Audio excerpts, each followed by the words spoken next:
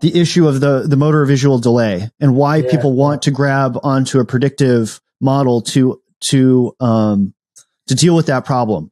Yep. So the basic idea there comes from the notion of just studying reaction times, right? So I can show you a really simple setup where I flash a light and get you to press a button, and there's a delay in that, right? And it seems to be the case that it takes time for information to enter the eye and get to the brain, and then have that get turned into a response. And so part of the answer to that is, well, that's a really boring task that you're asking the system to do. What happens if you ask it to do something more interesting, like try and catch a fly ball, right? Or try and catch a line drive that's coming straight at you, right? And so one of the things that's really important to note, and this is one of the things that the ecological approach likes to shift into, is to stop looking at failures of the system and start looking at successes, because the successes are actually quite interesting and informative. And actually, the successes are the rule, not the exception, which is lucky, because if they weren't, we would all die, right?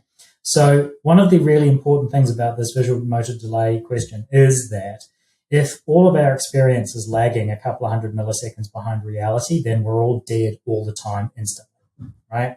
You cannot run a system like that, right? So two possible explanations. One is that there isn't a delay. Another is that there is a delay, but we're operating on some sort of predictive system, right? So that, first of all, there's your motivation for having a predictive system, is that the existence of these delays and the fact that we're not dead seems to suggest that we need to be doing at least some sort of prediction. So that's one of the motivations for it. But then the problem with predictions, and one of the key problems with predictions, is that they are probabilistic and can be wrong. And prediction is actually a very unstable way of controlling a system, right?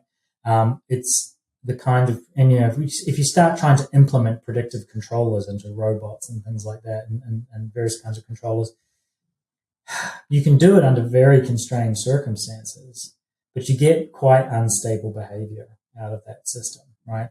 And it's really easy to you have to build, like I say, prediction requires access to quite a lot of information, right? This is, Dan Dennett calls this a loan of intelligence. Turvey refers to them as well, right? These kinds of systems need to have a lot of intelligence and capability given to them somehow.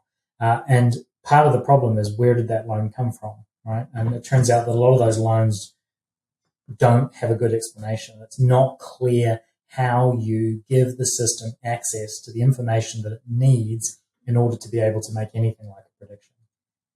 So that's part of it. Then the other part of it is, well, just because my reaction time in this one boring task is a certain count, that simple measuring reaction time in a really simple task doesn't mean you've measured true reaction time by stripping out all the other stuff. Remember what I said, behavior is task specific. What you've done is you've measured reaction time in a very boring, very simple setup where there isn't any possibility of prospective control, right? Because there is no time varying information, right? There's just a light that comes on or off that there's nothing that you're tracking.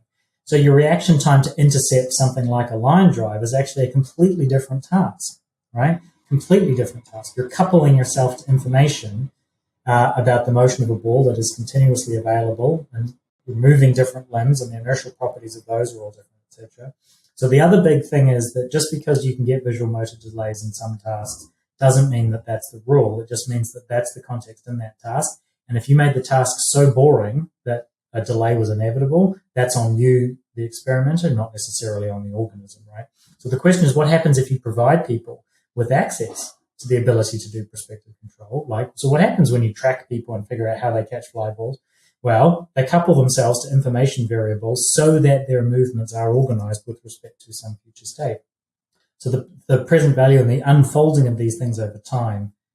So there's other things going on here, right? You mentioned sort of local solutions to things, right? So one of the ways in which I move my arm has to do with just the local dynamics of the arm, right? Not my nervous system doesn't have to tell my arm to do everything, right? There's a whole model of, say, rhythmic movement and oscillating limb movement called the equilibrium point hypothesis. And there's a boatload of physiological evidence that this is how the nervous system is organized there, where the brain doesn't have to say, move here, move here, move here, move here, move here, move here, as I, rotate. What about a motor program? Yeah, no, you just have to go, all you have to do is my arm right now is set at a particular balance point. My brain just goes, change the balance point, and the local dynamics take care of the rest, right? So there's a big chunk of our behavior and the structure, the detailed structure of our behavior that is taken care of at the local level, and just has to do with the dynamical organization at that local level. So that's another thing. Another thing, there's when you go looking at the brain and considering it in terms of its network structure, there's all kinds of interesting network structures, things called motifs, right? So a motif is a particular network organization designed to achieve a certain functional outcome for a brain network. And you can build motifs, which are network organizations that couple two spatially distinct parts of a network, and that couples them together with zero time lag, right? So there's neural solutions to these, architectural solutions, network solutions to these problems, and so on and so forth. So the issue is that, yeah, sure, right, we have to front up and ask these questions about, but at all times, the notion of a transmission delay and a visual motor delay being a problem is premised on the idea that behavior is the result of a linear causal chain of events, right? Where light comes into the eye, then has to do something else, then has to do something else, then has to do something else, then has to come out as an output.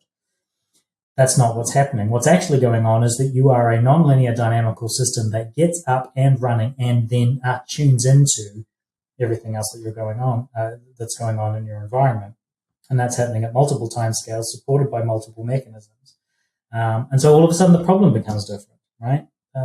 That processing delay becomes an artifact of the task, not an artifact of the organism, and so on. So effectively what you have to do is you just have to start asking more, just ask different questions. And again, the moral is you focus much more on process than outcome, right?